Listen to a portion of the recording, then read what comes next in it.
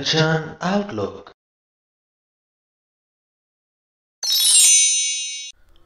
ਇਨਸਾਨ ਦੀ ਫਿਤਰਤ ਹੈ ਕਿ ਉਹ ਸੁੱਖ ਲੱਭਦਾ ਹੈ। ਸੁੱਖ ਨੂੰ ਪ੍ਰਾਪਤ ਕਰਨ ਦੇ ਲਈ ਅਨੇਕਾਂ ਪਾਪੜ ਵੇਲਦਾ ਹੈ। ਸੋਚਦਾ ਰਹਿੰਦਾ ਇਹ ਹੋ ਜਾਏ ਮੈਂ ਸੁਖੀ ਹੋ ਜਾਵਾਂ, ਇਹ ਹੋ ਜਾਏ ਮੈਂ ਸੁਖੀ ਹੋ ਜਾਵਾਂ। ਅਸਲ ਦੇ ਵਿੱਚ ਮਰਦੇ ਦਮ ਤੱਕ ਵੀ ਸੁਖੀ ਹੋ ਨਹੀਂ ਪਾਉਂਦਾ। ਜੇ ਤੁਸੀਂ ਵਾਕਈ ਸੁਖੀ ਹੋਣਾ ਚਾਹੁੰਦੇ ਹੋ, ਗੁਰੂ ਅਰਜਨ ਸਾਹਿਬ ਦੁਆਰਾ ਲਿਖੀ ਗਈ ਗੁਰਬਾਣੀ ਦੀਆਂ ਕੁਝ ਪੰਕਤੀਆਂ ਅੱਜ ਦੇ ਅੰਗ ਦੀ ਬਾਣੀ ਦੇ ਵਿੱਚੋਂ ਸਾਨੂੰ ਪੜ੍ਹਨ ਨੂੰ ਮਿਲਣਗੀਆਂ। ਸੁੱਖ ਦੀ ਪਰਿਭਾਸ਼ਾ ਸਾਨੂੰ ਦੱਸ ਜਾਂਦੇ ਨੇ। ਸੁੱਖ ਕੀ ਹੈ ਇਹ ਸਾਨੂੰ ਦੱਸ ਜਾਂਦੇ ਨੇ। ਇਹ ਸੁੱਖ ਜਾਣੀਐ ਹਾਂ, ਗੁਰੂ ਅਰਜਨ ਸਾਹਿਬ ਲਿਖਦੇ ਨੇ। ਇਹ ਸੁੱਖ ਕਿਹੜਾ ਹੈ, ਇਹ ਅੱਜ ਦੀ ਗੁਰਬਾਣੀ ਦੇ ਵਿੱਚੋਂ ਅਸੀਂ ਸਿੱਖਣਾ ਹੈ। ਆਓ ਸ਼ੁਰੂ ਕਰਦੇ ਹਾਂ ਸ਼੍ਰੀ ਗੁਰੂ ਗ੍ਰੰਥ ਸਾਹਿਬ ਜੀ ਦੇ 410ਵੇਂ ਅੰਗ ਦੀ ਗੁਰਬਾਣੀ ਦੀ ਵਿਆਖਿਆ। ਵੀਡੀਓ ਚੰਗੀ ਲੱਗੇ, ਕੁਝ ਸਿੱਖਣ ਨੂੰ ਮਿਲੇ, ਤੁਹਾਡੇ ਜੀਵਨ ਦੇ ਵਿੱਚ ਕੋਈ ਵੀ ਹਾਂ ਪੱਖੀ ਤਬਦੀਲੀ ਲੈ ਕੇ ਆਵੇ ਤਾਂ ਅੱਗੇ ਲੋਕਾਂ ਦੇ ਤੱਕ ਪਹੁੰਚਾਉਣ ਦੀ ਕਿਰਪਾਲਤਾ ਕਰਿਓ ਤਾਂ ਕਿ ਉਹਨਾਂ ਨੂੰ ਵੀ ਗੁਰਬਾਣੀ ਦਾ ਲਾਭ ਮਿਲ ਸਕੇ। ਆਸਾਵਰੀ ਮਹਿਲਾ ਪੰਜਵਾਂ। ਏਕਾ ਓਟ ਗਉ ਹਾਂ, ਗੁਰ ਕਾ ਸ਼ਬਦ ਕਉ ਹਾਂ। ਆਪਣੇ ਮਨ ਨੂੰ ਹਦਾਇਤ ਕਰਦੇ ਹੋਏ ਗੁਰੂ ਅਰਜਨ ਸਾਹਿਬ ਲਿਖਦੇ ਨੇ ਕਿ ਹੇ ਮੇਰੇ ਮਨ, ਉਸ ਇੱਕ ਪਰਮਾਤਮਾ ਦਾ ਪੱਲਾ ਫੜ, ਉਸ ਇੱਕ ਪਰਮਾਤਮਾ ਦਾ ਓਟ ਆਸਰਾ ਲੈ, ਸਦਾ ਗੁਰੂ ਦੀ ਬਾਣੀ ਉਚਾਰਦਾ ਰਹਿ। ਆਗਿਆ ਸਤ ਸਹੁ ਹਾਂ, ਮਨੈ ਨਿਧਾਨ ਲਉ ਹਾਂ। ਉਸ ਪਰਮਾਤਮਾ ਦੀ ਆਗਿਆ ਨੂੰ, ਉਹਦੇ ਹੁਕਮ ਨੂੰ, ਉਹਦੀ ਰਜ਼ਾ ਨੂੰ ਸੱਚ ਕਰਕੇ ਸਹਿ ਲੈ, ਮਿੱਠੀ ਕਰਕੇ ਮੰਨ ਲੈ। ਆਪਣੇ ਮਨ ਦੇ ਵਿੱਚ ਵਸਦਾ ਗੁਣਾਂ ਦਾ ਖਜ਼ਾਨਾ ਪ੍ਰਭੂ ਲੱਭ ਲੈ। ਸੁਖੈ ਸਮਾਈਐ ਮੇਰੇ ਮਨਾ ਰਹਾਉ। ਜੇ ਤੂੰ ਇਹ ਕਰਨ ਦੇ ਵਿੱਚ ਸਫਲ ਹੋ ਜਾਵੇਂ ਤਾਂ ਸੁੱਖ ਦੇ ਵਿੱਚ ਸਮਾਇਆ ਰਹੇਗਾ, ਆਤਮਿਕ ਆਨੰਦ ਦੇ ਵਿੱਚ ਲੀਨ ਹੋਇਆ ਰਹੇਗਾ। ਜੀਵਤ ਜੋ ਮਰੈ ਹਾਂ, ਦੁੱਤਰ ਸੋ ਤਰੈ ਹਾਂ। ਜਿਹੜਾ ਮਨੁੱਖ ਜਿਉਂਦੇ ਹੋਏ ਵੀ ਮਰਿਆ ਰਹੇ। ਹੁਣ ਇੱਥੇ ਉਹਨਾਂ ਦੀ ਗੱਲ ਨਹੀਂ ਹੋ ਰਹੀ ਜਿਨ੍ਹਾਂ ਦੀ ਜ਼ਮੀਰ ਮਰ ਚੁੱਕੀ ਹੁੰਦੀ ਹੈ, ਜਿਹੜੇ ਜਿਉਂਦੀਆਂ ਲਾਸ਼ਾਂ ਬਣ ਕੇ ਸੰਸਾਰ ਦੇ ਵਿੱਚ ਵਿਚਰ ਰਹੇ ਹੁੰਦੇ ਨੇ, ਜਿਨ੍ਹਾਂ ਦੇ ਆਸ-ਪਾਸ ਕੁਝ ਵੀ ਹੋਈ ਜਾਵੇ, ਕਿੰਨਾ ਵੀ ਬੁਰਾ ਹੋਈ ਜਾਵੇ, ਉਹ ਬੁਰੇ ਨੂੰ ਬੁਰਾ ਕਹਿਣ ਦੀ ਜੁਰਤ ਨਹੀਂ ਰੱਖਦੇ। ਉਹਨਾਂ ਦੀ ਗੱਲ ਨਹੀਂ ਹੋ ਰਹੀ। ਜੀਵਤ ਜੋ ਮਰੈ ਹਾਂ, ਭਾਵ ਕੀ ਕਿਰਤ ਕਮਾਈ ਕਰਦਾ ਹੋਇਆ ਵੀ ਜਿਹੜਾ ਮਨੁੱਖ ਮਾਇਆ ਦੇ ਮੋਹ ਵੱਲੋਂ ਅਛੋਹ ਰਹਿੰਦਾ ਹੈ, ਕਿਰਤ ਕਰਦਾ ਹੈ, ਪੈਸਾ ਕਮਾਉਂਦਾ ਹੈ, ਪਰ ਪੈਸੇ ਨਾਲ ਮੋਹ ਨਹੀਂ ਕਰਦਾ। ਪੈਸਾ ਖੁੱਸ ਜਾਵੇ, ਨੁਕਸਾਨ ਹੋ ਜਾਵੇ, ਘੱਟ ਕਮਾਇਆ ਜਾਵੇ, ਨਾ ਕਮਾਇਆ ਜਾਵੇ, ਤੰਗ ਨਹੀਂ ਹੁੰਦਾ, ਦੁਖੀ ਨਹੀਂ ਹੁੰਦਾ, ਵਿਚਲਿਤ ਨਹੀਂ ਹੁੰਦਾ। ਜਿਹੜਾ ਕਿਰਤ ਕਮਾਈ ਕਰਦਾ ਹੋਇਆ ਵੀ ਮਾਇਆ ਦੇ ਮੋਹ ਵੱਲੋਂ ਅਛੋਹ ਰਹਿੰਦਾ ਹੈ, ਦੁੱਤਰ ਸੋ ਤਰੈ ਹਾਂ। ਉਹ ਸੰਸਾਰ ਸਮੁੰਦਰ ਨੂੰ ਤਰ ਜਾਂਦਾ ਹੈ। ਉਹ ਸੰਸਾਰ ਸਮੁੰਦਰ ਜਿਹਨੂੰ ਤਰਨਾ ਬੜਾ ਔਖਾ ਹੈ। ਸਭ ਕੀ ਰੇਨ ਹੋਏ ਹਾਂ, ਨਿਰਭਉ ਕਹੋ ਸੋਏ ਹਾਂ। ਉਹ ਮਨੁੱਖ ਸਭਨਾਂ ਦੇ ਚਰਨਾਂ ਦੀ ਧੂੜ ਹੋਇਆ ਰਹਿੰਦਾ ਹੈ। ਇਹ ਮੇਰੇ ਮਨ, ਜੇ ਗੁਰੂ ਦੀ ਕਿਰਪਾ ਹੋਵੇ ਤਾਂ ਮੈਂ ਵੀ ਉਸ ਨਿਰਭਉ ਪਰਮਾਤਮਾ ਦੀ ਸਿਫਤ ਸਲਾਹ ਕਰਦਾ ਰਹਾਂ। ਮਿਟੇ ਅੰਦੇਸਿਆ ਹਾਂ, ਸੰਤ ਉਪਦੇਸਿਆ ਮੇਰੇ ਮਨਾ। ਹੇ ਮੇਰੇ ਮਨ, ਜਿਸ ਮਨੁੱਖ ਨੂੰ ਸਤਿਗੁਰੂ ਦੀ ਸਿੱਖਿਆ ਪ੍ਰਾਪਤ ਹੋ ਜਾਏ, ਸਤਿਗੁਰੂ ਦਾ ਉਪਦੇਸ਼ ਪ੍ਰਾਪਤ ਹੋ ਜਾਏ, ਉਹਦੇ ਸਾਰੇ ਅੰਦੇਸੇ, ਸਾਰੇ ਚਿੰਤਾ ਫਿਕਰ ਮਿਟ ਜਾਂਦੇ ਨੇ। ਜਿਸ ਜਨ ਨਾਮ ਸੁਖ ਹਾਂ, ਤਿਸ ਨਿਕਟ ਨ ਕਦੇ ਦੁੱਖ ਹਾਂ। ਹੇ ਮੇਰੇ ਮਨ, ਜਿਸ ਮਨੁੱਖ ਨੂੰ ਪਰਮਾਤਮਾ ਦੇ ਨਾਮ ਦਾ ਆਨੰਦ ਪ੍ਰਾਪਤ ਹੋ ਜਾਵੇ, ਦੁਨੀਆ ਦਾ ਕੋਈ ਵੀ ਦੁੱਖ ਉਹਦੇ ਨੇੜੇ ਨਹੀਂ ਟੁੱਕਦਾ। ਬਹੁਤ ਵੱਡੀ ਮਹੱਤਵਪੂਰਨ ਸਿੱਖਿਆ ਹੈ। ਜਿਸ ਜਨ ਨਾਮ ਸੁਖ ਹਾਂ, ਤਿਸ ਨਿਕਟ ਨ ਕਦੇ ਦੁੱਖ ਹਾਂ। ਜੋ ਹਰ ਹਰ ਜਸ ਸੁਨੇ ਹਾਂ, ਸਭ ਕੋ ਤਿਸ ਮੰਨੇ ਹਾਂ। ਜੋ ਮਨੁੱਖ ਪਰਮਾਤਮਾ ਦੀ ਸਿਫਤ ਸਲਾਹ, ਪਰਮਾਤਮਾ ਦੀ ਵਡਿਆਈ ਸੁਣਦਾ ਰਹਿੰਦਾ ਹੈ, ਸਾਰੇ ਉਹਨੂੰ ਮੰਨਦੇ ਨੇ, ਉਹਦਾ ਆਦਰ ਸਤਿਕਾਰ ਕਰਦੇ ਨੇ। ਸਫਲ ਸੋ ਆਇਆ ਹਾਂ, ਨਾਨਕ ਪ੍ਰਭ ਭਾਇਆ ਮੇਰੇ ਮਨਾ। ਹੇ ਨਾਨਕ ਆਖ, ਹੇ ਮੇਰੇ ਮਨ, ਜਗਤ ਦੇ ਵਿੱਚ ਜੰਮਿਆ ਹੋਇਆ ਉਹੀ ਮਨੁੱਖ ਕਾਮਯਾਬ ਜੀਵਨ ਵਾਲਾ ਹੈ, ਉਹਦਾ ਹੀ ਜਗਤ ਦੇ ਵਿੱਚ ਆਉਣਾ ਸਫਲ ਹੈ ਜਿਹੜਾ ਪਰਮਾਤਮਾ ਨੂੰ ਪਿਆਰਾ ਲੱਗ ਜਾਏ। ਆਸਾਵਰੀ ਮਹਿਲਾ ਪੰਜਵਾਂ। ਮਿਲ ਹਰ ਜਸ ਗਾਈਐ ਹਾਂ, ਪਰਮ ਪਦ ਪਾਈਐ ਹਾਂ। ਇਹ ਭਾਈ ਸਾਧ ਸੰਗਤ ਦੇ ਵਿੱਚ ਮਿਲ ਕੇ ਪਰਮਾਤਮਾ ਦੀ ਸਿਫਤ ਸਲਾਹ ਦਾ ਗੀਤ ਗਾਉਣਾ ਚਾਹੀਦਾ ਹੈ। ਇਸ ਤਰ੍ਹਾਂ ਅਸੀਂ ਆਤਮਿਕ ਜੀਵਨ ਦਾ ਸਭ ਤੋਂ ਉੱਚਾ ਦਰਜਾ ਹਾਸਲ ਕਰ ਲੈਂਦੇ ਹਾਂ, ਪਰਮ ਪਦ ਪਾ ਲੈਂਦੇ ਹਾਂ। ਉਆ ਰਸ ਜੋ ਵਿਦੇ ਹਾਂ, ਤਾਕੋ ਸਗਲ ਸਿਧੇ ਹਾਂ। ਜਿਹੜਾ ਮਨੁੱਖ ਸਿਫਤ ਸਲਾਹ ਦੇ ਸਵਾਦ ਦੇ ਵਿੱਚ ਵਿੱਝ ਜਾਂਦਾ ਹੈ, ਜਿਹਦਾ ਮਨ ਸਿਫਤ ਸਲਾਹ ਦੇ ਸਵਾਦ ਦੇ ਵਿੱਚ ਵਿੱਝ ਜਾਂਦਾ ਹੈ, ਉਸ ਨੂੰ ਮੰਨੋ ਸਾਰੀਆਂ ਹੀ ਸਿੱਧੀਆਂ ਪ੍ਰਾਪਤ ਹੋ ਜਾਂਦੀਆਂ ਨੇ। ਅਨ ਦਿਨ ਜਾਗਿਆ ਹਾਂ, ਨਾਨਕ ਵੱਡ ਭਾਗਿਆ, ਮੇਰੇ ਮਨਾ ਰਹਾਉ। ਹੇ ਨਾਨਕ ਆਖ, ਹੇ ਮੇਰੇ ਮਨ, ਜਿਹੜਾ ਮਨੁੱਖ ਪ੍ਰਭੂ ਦੀ ਸਿਫਤ ਸਲਾਹ ਕਰਦਾ ਹੈ ਉਹ ਵੱਡੇ ਭਾਗਾਂ ਵਾਲਾ ਹੋ ਜਾਂਦਾ ਹੈ। ਉਹ ਹਰ ਰੋਜ਼ ਜਾਗਦਾ ਰਹਿੰਦਾ ਹੈ, ਵਿਕਾਰਾਂ ਦੇ ਹੱਲਿਆਂ ਤੋਂ ਸੁਚੇਤ ਰਹਿੰਦਾ ਹੈ। ਉਹਦਾ ਮਨ ਇੰਨਾ ਕੁ ਸੁਚੇਤ ਹੋ ਜਾਂਦਾ ਹੈ, ਹਲਕਾ ਜਿਹਾ ਵੀ ਜੇ ਵਿਕਾਰ ਉਹਦੇ ਜੀਵਨ ਦੇ ਉੱਤੇ ਹਾਵੀ ਹੋਣ ਲੱਗਣ, ਆਪਣਾ ਪ੍ਰਭਾਵ ਪਾਉਣ ਲੱਗਣ, ਉਹਨੂੰ ਪਤਾ ਲੱਗ ਜਾਂਦਾ ਹੈ, ਆਪਣੇ ਆਪ ਨੂੰ ਉਹ ਉਸ ਪਾਸੇ ਜਾਣੂ ਰੋਕ ਲੈਂਦਾ ਹੈ, ਵਿਕਾਰਾਂ ਨੂੰ ਕਾਬੂ ਦੇ ਵਿੱਚ ਕਰ ਲੈਂਦਾ ਹੈ। ਸੰਤ ਪਗ ਧੋਈਐ ਹਾਂ, ਦੁਰਮਤ ਖੋਈਐ ਹਾਂ। ਇਹ ਭਾਈ ਸੰਤ ਜਨਾਂ ਦੇ ਚਰਨ ਧੋਣੇ ਚਾਹੀਦੇ ਹਨ। ਭਾਵ ਕਿ ਆਪਾ ਭਾਵ ਛੱਡ ਕੇ ਸੰਤਾਂ ਦੀ ਸੇਵਾ ਦੇ ਵਿੱਚ ਲੱਗ ਜਾਣਾ ਚਾਹੀਦਾ ਹੈ। ਇਸ ਤਰ੍ਹਾਂ ਮਨ ਦੀ ਖੋਟੀ ਮਤ ਦੂਰ ਹੋ ਜਾਂਦੀ ਹੈ, ਦੁਰਮਤ ਦੂਰ ਹੋ ਜਾਂਦੀ ਹੈ। ਦਾਸੈ ਰੇਨ ਹੋਏ ਹਾਂ, ਵਿਆਪੈ ਦੁੱਖ ਨਾ ਕੋਏ ਹਾਂ। ਜਿਹੜਾ ਮਨੁੱਖ ਪ੍ਰਭੂ ਦੇ ਸੇਵਕਾਂ ਦੇ ਚਰਨਾਂ ਦੀ ਧੂੜ ਬਣ ਜਾਏ, ਕੋਈ ਵੀ ਦੁੱਖ ਉਹਦੇ ਤੇ ਆਪਣਾ ਜ਼ੋਰ ਨਹੀਂ ਪਾ ਸਕਦਾ। ਆਪਾਂ ਪਹਿਲਾਂ ਵੀ ਬਹੁਤ ਵਾਰ ਇਸ ਮੁੱਦੇ ਤੇ ਗੱਲ ਕੀਤੀ ਹੈ ਕਿ ਸਾਡੇ ਬੜੇ ਸਾਰੇ ਜਿਹੜੇ ਦੁੱਖ ਨੇ ਇਸੇ ਕਰਕੇ ਆਉਂਦੇ ਨੇ, ਸਾਡਾ ਆਪਾ ਭਾਵ ਹੁੰਦਾ ਸਾਡੇ ਅੰਦਰ, ਸਾਡੇ ਆਪੇ ਭਾਵ ਨੂੰ ਠੇਸ ਪਹੁੰਚਦੀ ਹੈ, ਉਦੋਂ ਅਸੀਂ ਦੁਖੀ ਹੋ ਜਾਂਦੇ ਹਾਂ।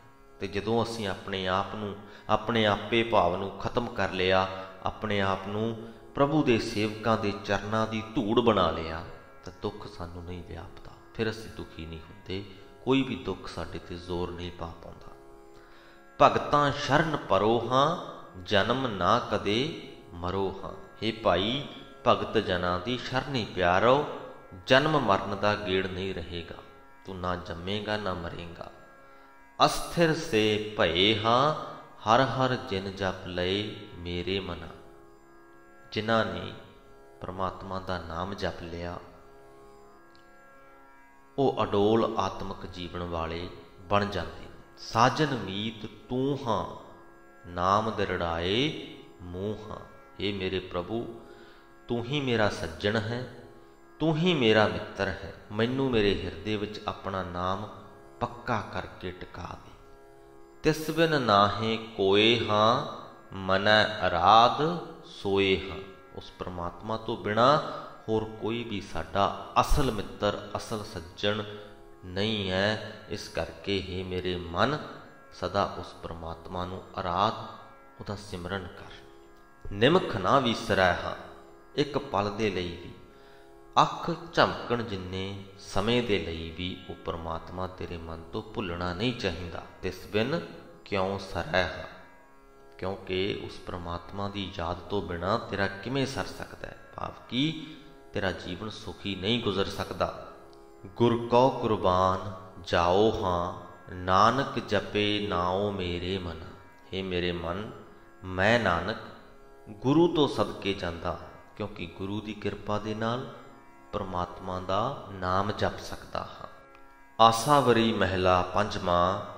ਕਾਰਨ ਕਰਨ ਤੂੰ ਹਾਂ, ਅਵਰ ਨਾ ਸੁਝੈ ਮੂੰਹ ਹਾਂ। ਇਸ ਸ੍ਰਿਸ਼ਟੀ ਦੀ ਰਚਨਾ ਕਰਨ ਵਾਲਾ, ਇਸ ਸ੍ਰਿਸ਼ਟੀ ਨੂੰ ਚਲਾਉਣ ਵਾਲਾ ਹੀ ਪਰਮਾਤਮਾ ਤੂੰ ਹੀ ਹੈ। ਮੈਨੂੰ ਹੋਰ ਦੂਜਾ ਕੋਈ ਵੀ ਨਹੀਂ ਸੁਝਦਾ ਜਿਹੜਾ ਤੇਰੇ ਬਰਾਬਰ ਦੀ ਇੰਨੀ ਤਾਕਤ ਰੱਖਦਾ ਹੋਵੇ ਕਿ ਉਹ ਸ੍ਰਿਸ਼ਟੀ ਨੂੰ ਬਣਾ ਵੀ ਸਕੇ ਤੇ ਚਲਾ ਵੀ ਸਕੇ। ਕਰੈ ਸੋ ਹੋਈਐ ਹਾਂ, ਸਹਿਜ ਸੁਖ ਸੋਈਐ ਹਾਂ। ਜੋ ਤੂੰ ਕਰਦਾ ਜਗਤ ਦੇ ਵਿੱਚ ਉਹੀ ਵਰਤਦਾ। ਸਹਿਜ ਸੁਖ ਸੋਈਐ ਹਾਂ। ਅਸੀਂ ਆਤਮਿਕ ਅਡੋਲਤਾ ਦੇ ਆਨੰਦ ਵਿੱਚ ਲੀਨ ਰਹਿ ਸਕਦੇ ਹਾਂ, ਆਤਮਿਕ ਅਡੋਲਤਾ ਦੇ ਵਿੱਚ ਟਿਕ ਸਕਦੇ ਹਾਂ। ਧੀਰਜ ਮਨ ਭਏ ਹਾਂ, ਸਾਡੇ ਮਨ ਦੇ ਵਿੱਚ ਧੀਰਜ ਆ ਸਕਦਾ ਹੈ, ਹੌਸਲਾ ਵੱਜ ਸਕਦਾ ਹੈ। ਕਿਵੇਂ? ਪ੍ਰਭ ਕਾ ਦਰ ਪਏ ਮੇਰੇ ਮਨਾ ਰਹਾਓ। ਜੇ ਉਸ ਪਰਮਾਤਮਾ ਦੇ ਡਰ ਤੇ ਡਿੱਗ ਪਈਏ, ਪ੍ਰਭੂ ਦੇ ਚਰਨਾਂ ਦੇ ਵਿੱਚ ਨਿਸ਼ਾਵਰ ਹੋ ਜਾਈਏ, ਆਪਣਾ ਆਪਾ ਭਾਵ ਤਿਆਗ ਕੇ ਆਪਣਾ ਤਨ ਮਨ ਉਸ ਪਰਮਾਤਮਾ ਨੂੰ ਭੇਟ ਕਰ ਦੇਈਏ, ਗੁਰੂ ਦੇ ਸਨਮੁਖ ਹੋ ਜਾਈਏ। ਸਾਧੂ ਸੰਗ ਮੇ ਹਾਂ ਪੂਰਨ ਸੰਜ ਮੇ ਹਾਂ।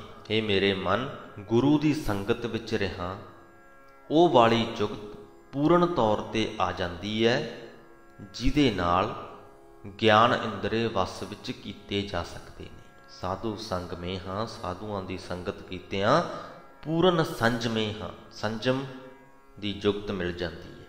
ਕਿਵੇਂ ਅਸੀਂ ਆਪਣੇ ਗਿਆਨ ਇੰਦਰੀਆਂ ਨੂੰ ਸੰਜਮ ਦੇ ਵਿੱਚ ਰੱਖਣਾ, ਇਹ ਅਸੀਂ ਸਿੱਖ ਜਾਂਦੇ ਹਾਂ।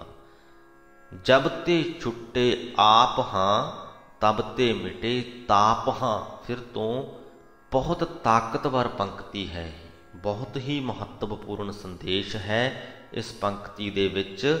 ਜਬ ਤੇ ਛੁੱਟੇ ਆਪ ਹਾਂ, ਤਬ ਤੇ ਮਿਟੇ ਤਾਪ ਹਾਂ। ਕਿ ਜਦੋਂ ਤੋਂ ਸਾਡੇ ਅੰਦਰੋਂ ਆਪ ਮਿਟ ਜਾਵੇ, ਆਪਾ ਭਾਵ ਮਿਟ ਜਾਵੇ, ਹੰਕਾਰ ਮਿਟ ਜਾਵੇ, ਸਾਡੇ ਸਾਰੇ ਹੀ ਜੋ ਤਾਪ ਹਨ ਉਹ ਮਿਟ ਜਾਂਦੇ ਨੇ, ਸਾਡੇ ਸਾਰੇ ਹੀ ਦੁੱਖ ਕਲੇਸ਼ ਦੂਰ ਹੋ ਜਾਂਦੇ ਨੇ। ਕਿਰਪਾ ਧਾਰਿਆ ਹਾਂ ਪਤ ਰਖ ਬਨਵਾਰਿਆ ਮੇਰੇ ਮਨਾ। ਸੋ ਹੇ ਮੇਰੇ ਮਨ, ਗੁਰੂ ਦੀ ਸੰਗਤ ਵਿੱਚ ਰਹਿ ਕੇ ਪ੍ਰਭੂ ਦਰ ਤੇ ਅਰਦਾਸ ਕਰ, ਆਖ, ਹੇ ਜਗਤ ਦੇ ਮਾਲਕ ਪ੍ਰਭੂ ਮੇਰੇ ਉੱਤੇ ਮਿਹਰ ਕਰ, ਮੇਰੀ ਸ਼ਰਨ ਪਏ ਦੀ ਲਾਜ ਰੱਖ, ਇੱਜ਼ਤ ਰੱਖ। ਇਹ ਸੁਖ ਜਾਨੀਐ ਹਾਂ ਹਰ ਕਰੇ ਸੋ ਮਾਨੀਐ ਹਾਂ। ਇਹ ਪੰਕਤੀ ਜਿਸ ਦੀ ਆਪਾਂ ਵੀਡੀਓ ਦੇ ਸ਼ੁਰੂਆਤ ਦੇ ਵਿੱਚ ਗੱਲ ਕੀਤੀ ਸੀ ਕਿ ਸੁੱਖ ਕਿਹੜਾ ਹੈ, ਅਸੀਂ ਸੁਖੀ ਕਿਵੇਂ ਹੋਈਏ। ਗੁਰੂ ਸਾਹਿਬ ਕਹਿੰਦੇ ਇਹ ਸੁੱਖ ਜਾਨੀਐ ਹਾਂ ਹਰ ਕਰੇ ਸੋ ਮਾਨੀਐ ਹਾਂ। ਕਹਿੰਦੇ ਇਹਨੂੰ ਸੁੱਖ ਸਮਝੋ, ਜੋ ਪ੍ਰਮਾਤਮਾ ਕਰੇ ਉਹਨੂੰ ਮੰਨ ਲਓ, ਉਹਨੂੰ ਖਿੜੇ ਮੱਥੇ ਸਵੀਕਾਰ ਕਰ ਲਓ, ਪ੍ਰਭੂ ਦੀ ਰਜ਼ਾ ਦੇ ਵਿੱਚ ਰਾਜ਼ੀ ਹੋ ਜਾਓ। ਇਹ ਸੁੱਖ ਹੈ। ਅਜਿਹਾ ਸੁੱਖ ਤੁਹਾਨੂੰ ਕਿਤੇ ਵੀ ਨਹੀਂ ਮਿਲ ਸਕਦਾ ਜੇ ਤੁਸੀਂ ਆਪਣੇ ਆਪ ਨੂੰ ਪ੍ਰਭੂ ਦੀ ਰਜ਼ਾ ਦੇ ਵਿੱਚ ਰਾਜ਼ੀ ਕਰ ਲਿਆ। ਕੁਝ ਵੀ ਹੋ ਜਾਏ ਤੁਹਾਡੇ ਜੀਵਨ ਦੇ ਵਿੱਚ, ਚੰਗੇ ਤੋਂ ਚੰਗਾ, ਮਾੜੇ ਤੋਂ ਮਾੜਾ, ਕੁਝ ਵੀ ਹੋ ਜਾਏ, ਉਹਨੂੰ ਪ੍ਰਮਾਤਮਾ ਦੀ ਰਜ਼ਾ ਸਮਝੀਏ, ਪ੍ਰਮਾਤਮਾ ਦਾ ਭਾਣਾ ਸਮਝੀਏ। ਅਸੀਂ ਅਕਸਰ ਹੀ ਭਾਣੇ ਦੀ ਜਦੋਂ ਗੱਲ ਕਰਦੇ ਹਾਂ ਤਾਂ ਮਾੜੇ ਵਰਤਾਰਿਆਂ ਦੇ ਲਈ ਹੀ ਕਰਦੇ ਹਾਂ। ਕੁਝ ਬੁਰਾ ਸਾਡੇ ਨਾਲ ਹੋ ਜਾਏ, ਕੋਈ ਪਰਿਵਾਰਕ ਮੈਂਬਰ, ਸਾਡੇ ਪਰਿਵਾਰ ਦਾ ਕੋਈ ਜੀਅ, ਸਾਡਾ ਕੋਈ ਸਾਥੀ, ਸਾਡਾ ਕੋਈ ਮਿੱਤਰ, ਸਕਾ ਸੰਬੰਧੀ ਪ੍ਰਮਾਤਮਾ ਨੂੰ ਪਿਆਰਾ ਹੋ ਜਾਏ, ਜਗਤ ਤੋਂ ਚਲਿਆ ਜਾਏ, ਤਾਂ ਅਸੀਂ ਕਹਿੰਦੇ ਹਾਂ ਪ੍ਰਮਾਤਮਾ ਦਾ ਭਾਣਾ ਮੰਨ ਲਈਏ, ਪ੍ਰਮਾਤਮਾ ਸਾਨੂੰ ਭਾਣਾ ਮੰਨਣ ਦਾ ਬਲ ਬਖਸ਼ੇ। ਪਰ ਜਦੋਂ ਸਾਡੇ ਨਾਲ ਕੋਈ ਚੰਗਾ ਹੋ ਜਾਵੇ, ਸਾਡਾ ਕੋਈ ਬਹੁਤ ਵੱਡਾ ਫਾਇਦਾ ਹੋ ਜਾਵੇ, ਅਸੀਂ ਕਿਸੇ ਪ੍ਰੀਖਿਆ ਦੇ ਵਿੱਚ ਅੱਵਲ ਨੰਬਰਾਂ ਦੇ ਨਾਲ ਪਾਸ ਹੋ ਜਾਈਏ, ਸਾਨੂੰ ਕੋਈ ਚੰਗੀ ਨੌਕਰੀ ਲੱਗ ਜਾਏ, ਸਾਡਾ ਕੋਈ ਕਾਰੋਬਾਰ ਤੁਰ ਪਏ, ਉਦੋਂ ਅਸੀਂ ਇਹ ਗੱਲ ਨਹੀਂ ਕਹਿੰਦੇ ਕਿ ਪ੍ਰਮਾਤਮਾ ਦਾ ਭਾਣਾ ਮੰਨ ਲਈਏ। ਉਦੋਂ ਅਸੀਂ ਆਪਣੇ ਆਪ ਨੂੰ ਵੱਡਾ ਸਮਝਣ ਲੱਗ ਜਾਂਦੇ ਹਾਂ। ਉਦੋਂ ਅਸੀਂ ਇਹ ਸੋਚਦੇ ਹਾਂ ਕਿ ਇਹ ਤੇ ਮੇਰੇ ਕਰਕੇ ਹੋਇਆ, ਮੈਂ ਮਿਹਨਤ ਕੀਤੀ ਹੈ ਤਾਂ ਮੈਨੂੰ ਇਹ ਫਲ ਪ੍ਰਾਪਤ ਹੋਇਆ। ਨਹੀਂ, ਜੇ ਸੁਖੀ ਰਹਿਣਾ ਹੈ ਤਾਂ ਉਹਨੂੰ ਵੀ ਪ੍ਰਮਾਤਮਾ ਦਾ ਭਾਣਾ ਹੀ ਮੰਨੋ, ਉਹਨੂੰ ਵੀ ਪ੍ਰਮਾਤਮਾ ਦੀ ਰਜ਼ਾ ਹੀ ਸਮਝੋ। ਅਸਲ ਸੁੱਖ ਇਸੇ ਵਿੱਚ ਹੀ ਹੈ। ਜੇ ਅਸੀਂ ਚੰਗੇ ਵਰਤਾਰਿਆਂ ਦੇ ਲਈ ਆਪਣੇ ਆਪ ਨੂੰ ਸ਼ਾਬਾਸ਼ੇ ਦਿੰਦੇ ਰਵਾਂਗੇ ਤੇ ਮਾੜਿਆਂ ਨੂੰ ਭਾਣਾ ਮੰਨਣਾ ਚਾਹਾਂਗੇ ਤੇ ਅਸੀਂ ਨਹੀਂ ਕਰ ਪਾਵਾਂਗੇ, ਕਦੇ ਵੀ ਨਹੀਂ ਕਰ ਪਾਵਾਂਗੇ। ਅਸੀਂ ਭਾਣਾ ਮੰਨ ਹੀ ਨਹੀਂ ਸਕਾਂਗੇ। ਭਾਣਾ ਮੰਨਣਾ ਤਾਂ ਚੰਗੇ ਵਰਤਾਰਿਆਂ ਵੇਲੇ ਵੀ ਭਾਣਾ ਹੀ ਸਮਝ ਕੇ ਮੰਨੋ। ਉੱਥੇ ਆਪਣੇ ਆਪ ਨੂੰ ਸ਼ਾਬਾਸ਼ੇ ਦੇ ਕੇ ਆਪਣੇ ਆਪੇ ਭਾਵ ਨੂੰ ਉੱਚਾ ਨਾ ਕਰੋ, ਆਪਣੇ ਹੰਕਾਰ ਨੂੰ ਵਧਾਵੋ ਨਾ। ਇਹ ਸੁੱਖ ਜਾਨੀਐ ਹਾਂ ਹਰ ਕਰੇ ਸੋ ਮਾਨੀਐ ਹਾਂ। ਅਗਲੀ ਪੰਕਤੀ ਵੀ ਬੜੀ ਮਹੱਤਵਪੂਰਨ ਹੈ। ਮੰਦਾ ਨਾਹੀਂ ਕੋਏ ਹਾਂ। ਇਸ ਜਗਤ ਦੇ ਵਿੱਚ ਕੋਈ ਮੰਦਾ ਨਹੀਂ, ਕੋਈ ਵੀ ਬੁਰਾ ਨਹੀਂ। ਸਾਰੇ ਜੋ ਨੇ ਪ੍ਰਮਾਤਮਾ ਦੇ ਬਣਾਏ ਹੋਏ। ਜਿਵੇਂ ਪ੍ਰਮਾਤਮਾ ਨੇ ਜਿਸ ਕਿਸੇ ਨੂੰ ਬਣਾਇਆ ਉਹ ਉਵੇਂ ਦਾ ਹੀ ਹੈ, ਉਹਨੂੰ ਅਸੀਂ ਚੰਗਾ ਮੰਦਾ ਨਹੀਂ ਕਹਿ ਸਕਦੇ। ਜੇ ਅਸੀਂ ਕਿਸੇ ਨੂੰ ਮੰਦਾ ਕਹਿੰਦੇ ਹਾਂ ਤਾਂ ਉਹ ਵੀ ਕਿਤੇ ਨਾ ਕਿਤੇ परमात्मा ਦਾ ਅਪਮਾਨ ਹੀ ਹੈ, ਕਿਉਂਕਿ ਉਹਨੂੰ ਬਣਾਇਆ परमात्मा ਨੇ ਹੈ। ਜਿੱਦਾਂ ਦਾ ਵੀ ਉਹ ਹੈ ਉਹਨੂੰ परमात्मा ਨੇ ਹੀ ਬਣਾਇਆ। ਇਸੇ ਲਈ ਗੁਰੂ ਸਾਹਿਬ ਗੁਰਬਾਣੀ ਦੇ ਵਿੱਚ ਜਦੋਂ ਕਿਤੇ ਵੀ ਕਿਸੇ ਮਨੁੱਖ ਦੀਆਂ ਜਾਂ ਕਿਸੇ ਸਮੂਹ ਦੀਆਂ ਬੁਰਾਈਆਂ ਨੂੰ ਸਾਡੇ ਸਾਹਮਣੇ ਰੱਖਦੇ ਨੇ ਤੇ ਅੰਤ ਦੇ ਵਿੱਚ ਇਹ ਕਹਿਣਾ ਨਹੀਂ ਭੁੱਲਦੇ ਕਿ ਉਹਨਾਂ ਦੇ ਵਿੱਚ, ਜੇ ਉਹਨਾਂ ਦੇ ਵਿੱਚ ਬੁਰਾਈਆਂ ਹਨ ਤਾਂ ਇਹਦੇ 'ਚ ਉਹਨਾਂ ਦਾ ਕਸੂਰ ਨਹੀਂ। परमात्मा ਨੇ ਉਹਨਾਂ ਨੂੰ ਇਹੋ ਜਿਹਾ ਬਣਾਇਆ, ਤਾਂ ਹੀ ਉਹ ਇਹੋ ਜਿਹੇ ਬਣੇ ਨੇ। परमात्मा ਨੇ ਉਹਨਾਂ ਨੂੰ ਬੁਰਾਈਆਂ ਬਖਸ਼ੀਆਂ ਨੇ, ਇਸੇ ਕਰਕੇ ਹੀ ਉਹਨਾਂ ਦੇ ਵਿੱਚ ਬੁਰਾਈਆਂ ਨੇ। ਮੰਦਾ ਨਾ ਹੈ ਕੋਈ ਨਹੀਂ ਮੰਦਾ ਇੱਥੇ, ਸਭ ਉਸ परमात्मा ਦੇ ਬੰਦੇ ਹੀ ਨੇ, ਉਹਦੇ ਹੀ ਬਣਾਏ ਹੋਏ ਨੇ। ਸੋ ਕਿਸੇ ਨੂੰ ਮੰਦਾ ਨਾ ਸਮਝੀਏ, ਪ੍ਰਭੂ ਦੀ ਰਜ਼ਾ ਦੇ ਵਿੱਚ ਰਾਜ਼ੀ ਰਹੀਏ, ਅਸੀਂ ਸੁਖੀ ਰਵਾਂਗੇ। ਯਕੀਨ ਮੰਨਿਓ ਅਜਿਹਾ ਸੁੱਖ ਸਾਨੂੰ ਕਿਤੇ ਮਿਲ ਹੀ ਨਹੀਂ ਸਕਦਾ। ਸੰਤ ਕੀ ਰੇਨ ਹੋਏ ਹਾਂ, ਸੰਤ ਜਨਾਂ ਦੇ ਚਰਨਾਂ ਦੀ ਧੂੜ ਹੋ ਜਾਈਏ। ਉਹਦੇ ਲਈ ਆਪਾ ਭਾਵ ਮਿਟਾਉਣਾ ਜ਼ਰੂਰੀ ਹੈ। ਤੇ ਜਿਵੇਂ ਅਸੀਂ ਪਹਿਲਾਂ ਕਿਹਾ, ਆਪਾ ਭਾਵ ਨਹੀਂ ਮਿਟੇਗਾ ਜੇ ਅਸੀਂ ਹਰ ਛੋਟੇ ਛੋਟੇ ਚੰਗੇ ਵਰਤਾਰੇ ਦੇ ਲਈ ਆਪਣੇ ਆਪ ਨੂੰ ਸ਼ਾਬਾਸ਼ੇ ਦਿੰਦੇ ਰਵਾਂਗੇ। ਆਪੇ ਜਿਸ ਰੱਖੈ ਹਾਂ ਹਰ ਅੰਮ੍ਰਿਤ ਸੋ ਚੱਖੈ ਮੇਰੇ ਮਨ। ਜਿਸ ਮਨੁੱਖ ਨੂੰ ਉਹ परमात्मा ਆਪ ਬਚਾਉਂਦਾ ਹੈ, ਵਿਕਾਰਾਂ ਵੱਲੋਂ ਆਪ ਬਚਾਉਂਦਾ ਹੈ, ਉਹ ਮਨੁੱਖ ਆਤਮਿਕ ਜੀਵਨ ਦੇਣ ਵਾਲਾ ਨਾਮ ਅੰਮ੍ਰਿਤ ਚੱਖਦਾ ਹੈ। ਜਿਸ ਕਾ ਨਾਹੇ ਕੋਏ ਹਾਂ ਤਿਸ ਕਾ ਪ੍ਰਭ ਸੋਏ ਹਾਂ। ਜਿਸ ਮਨੁੱਖ ਦਾ ਹੋਰ ਕੋਈ ਨਹੀਂ, ਕੋਈ ਜਿਹਦਾ ਸਹਾਰਾ ਨਹੀਂ ਬਣਦਾ, परमात्मा ਉਹਦਾ ਰਾਖਾ ਬਣ ਜਾਂਦਾ ਹੈ। ਅੰਤਰਗਤ ਬੁੱਝੈ ਹਾਂ ਸਭ ਕਿਛ ਤਿਸ ਸੁਝੈ ਹਾਂ। ਉਹ परमात्मा ਹਰੇਕ ਦੇ ਦਿਲ ਦੀ ਗੱਲ ਜਾਣ ਲੈਂਦਾ ਹੈ, ਹਰੇਕ ਜੀਵ ਦੀ ਮਨੋਕਾਮਨਾ ਉਹਨੂੰ ਸਮਝ ਦੇ ਵਿੱਚ ਆ ਜਾਂਦੀ ਹੈ। ਪਤਿਤ ਉਧਾਰ ਲੇਹੋ ਹਾਂ ਨਾਨਕ ਅਰਦਾਸ ਇਹੋ ਮੇਰੇ ਮਨਾ। हे ਮੇਰੇ ਮਨ, परमात्मा ਦੇ ਦਰ 'ਤੇ ਇਉਂ ਅਰਜ਼ੋਈ ਕਰ ਕਿ हे ਪ੍ਰਭੂ, ਸਾਨੂੰ ਵਿਕਾਰਾਂ ਵਿੱਚ ਡਿੱਗੇ ਜੀਵਾਂ ਨੂੰ ਵਿਕਾਰਾਂ ਤੋਂ ਬਚਾ ਲੈ। ਪਤਿਤ ਉਧਾਰ ਲੇਹੋ, ਤੇਰੇ ਦਰ 'ਤੇ ਮੇਰੀ ਨਾਨਕ ਦੀ ਇਹੀ ਅਰਦਾਸ ਹੈ। ਜੇਕਰ ਤੁਸੀਂ ਇਸ ਵੇਲੇ ਤੱਕ ਇਸ ਵੀਡੀਓ ਨੂੰ ਦੇਖਿਆ ਹੈ, ਤੁਹਾਡਾ ਬਹੁਤ ਬਹੁਤ ਧੰਨਵਾਦ। ਤੇ ਅਸੀਂ ਉਮੀਦ ਕਰਦੇ ਹਾਂ ਅੱਜ ਦੀ ਵੀਡੀਓ ਦੀ ਜੋ ਪ੍ਰਮੁੱਖ ਸਿੱਖਿਆ ਸੀ ਉਹ ਤੁਸੀਂ ਜ਼ਰੂਰ ਸਮਝ ਲਈ ਹੋਏਗੀ, ਉਹਦਾ ਤੁਹਾਡੇ ਹਿਰਦੇ 'ਤੇ ਅਸਰ ਜ਼ਰੂਰ ਹੋਇਆ ਹੋਏਗਾ ਤੇ ਤੁਸੀਂ ਆਪਣੇ ਜੀਵਨ ਦੇ ਵਿੱਚ ਸੁੱਖ ਦੀ ਥੋੜ੍ਹੀ ਜਿਹੀ ਝਲਕ ਜ਼ਰੂਰ ਮਹਿਸੂਸ ਕਰੋਗੇ। ਗੁਰਬਾਣੀ ਦੇ ਨਾਲ ਜੁੜੇ ਰਹੋਗੇ ਤੇ ਇਹ ਝਲਕ ਵੱਧਦੀ ਜਾਣੀ ਹੈ। ਤੁਸੀਂ ਹੋਰ ਸੁਖੀ ਤੋਂ ਸੁਖੀ ਹੁੰਦੇ ਜਾਓਗੇ, ਇਸ ਗੱਲ ਦਾ ਯਕੀਨ ਕਰਿਓ। ਪੂਰੀ ਇਕਾਗਰ ਚਿੱਤ ਦੇ ਨਾਲ ਜੇਕਰ ਤੁਸੀਂ ਗੁਰਬਾਣੀ ਨੂੰ ਸੁਣ ਰਹੇ ਹੋ, ਸਮਝ ਰਹੇ ਹੋ, ਤਾਂ ਅਸੀਂ ਇੰਨੇ ਕੁ ਸੁਖੀ ਹੋ ਜਾਵਾਂਗੇ ਜਿੰਨੇ ਸੁਖੀ ਗੁਰੂ ਸਾਹਿਬਾਨ ਹੋਏ ਨੇ। ਉਹਨਾਂ ਦੀਆਂ ਅੱਖਾਂ ਦੇ ਸਾਹਮਣੇ ਕੀ ਕੁਝ ਨਹੀਂ ਵਾਪਰਿਆ, ਪਰ ਉਹ ਦੁਖੀ ਨਹੀਂ ਹੋਏ, ਘਬਰਾਏ ਨਹੀਂ, ਡੋਲੇ ਨਹੀਂ, ਕਿਉਂਕਿ ਉਹਨਾਂ ਦੇ ਹਿਰਦੇ ਦੇ ਵਿੱਚ ਗੁਰਬਾਣੀ ਬਸੀ ਹੋਈ ਸੀ। ਸਾਡੇ ਜੀਵਨ ਦੇ ਵਿੱਚ ਜੋ ਗੁਰੂ ਸਾਹਿਬਾਨ ਨੇ ਵੇਖਿਆ ਉਹਦੇ ਮੁਕਾਬਲੇ ਤੇ ਮੇਰੇ ਖਿਆਲ 'ਚ 10% ਵੀ, ਸਾਡੇ ਆਮ ਤੌਰ 'ਤੇ ਸਾਡੇ ਜੀਵਨ ਦੇ ਵਿੱਚ ਸਾਨੂੰ ਉਹਦਾ 10% ਵੀ ਵੇਖਣ ਨੂੰ ਨਹੀਂ ਮਿਲਦਾ। ਉਹਨਾਂ ਹਾਲਾਤਾਂ ਦੇ ਮੁਕਾਬਲੇ ਤੇ ਅਸੀਂ ਬੜੇ ਸੁਖਾਲੇ ਹਾਂ। ਤੇ ਫਿਰ ਅਜਿਹੇ ਹਾਲਾਤਾਂ ਦੇ ਵਿੱਚ ਜੇ ਗੁਰਬਾਣੀ ਦਾ 10% ਵੀ ਸਾਡੇ ਹਿਰਦੇ 'ਤੇ ਅਸਰ ਕਰ ਜਾਏ ਤੇ ਅਸੀਂ ਸੁਖੀ ਹੀ ਸੁਖੀ ਹਾਂ, ਅਸੀਂ ਦੁਖੀ ਨਹੀਂ ਹੋਵਾਂਗੇ। ਬਸ ਇੱਕ ਗੱਲ ਚੇਤੇ ਰੱਖਿਓ ਕਿ ਜੋ ਪ੍ਰਭੂ ਕਰਦਾ ਉਹ ਚੰਗਾ ਹੀ ਕਰਦਾ ਹੈ। परमात्मा ਦੀ ਰਜ਼ਾ ਨੂੰ ਮਿੱਠੀ ਕਰਕੇ ਮੰਨੀਏ, ਕੁਝ ਵੀ ਹੋਵੇ, ਚੰਗਾ ਹੋਵੇ ਭਾਵੇਂ ਮਾੜਾ ਹੋਵੇ, ਉਹਦੀ ਰਜ਼ਾ ਨੂੰ ਮਿੱਠੀ ਕਰਕੇ ਮੰਨੀਏ, ਉਹਦੇ ਭਾਣੇ ਦੇ ਵਿੱਚ ਰਹੀਏ। ਇਸੇ ਸੰਦੇਸ਼ ਦੇ ਨਾਲ ਹੀ ਅੱਜ ਦੀ ਵੀਡੀਓ ਦੀ ਸਮਾਪਤੀ ਕਰਦੇ ਹਾਂ ਜੀ। ਬੁਲਾਓ ਫਤਿਹ। ਵਾਹਿਗੁਰੂ ਜੀ ਕਾ ਖਾਲਸਾ, ਵਾਹਿਗੁਰੂ ਜੀ ਕੀ ਫਤਿਹ।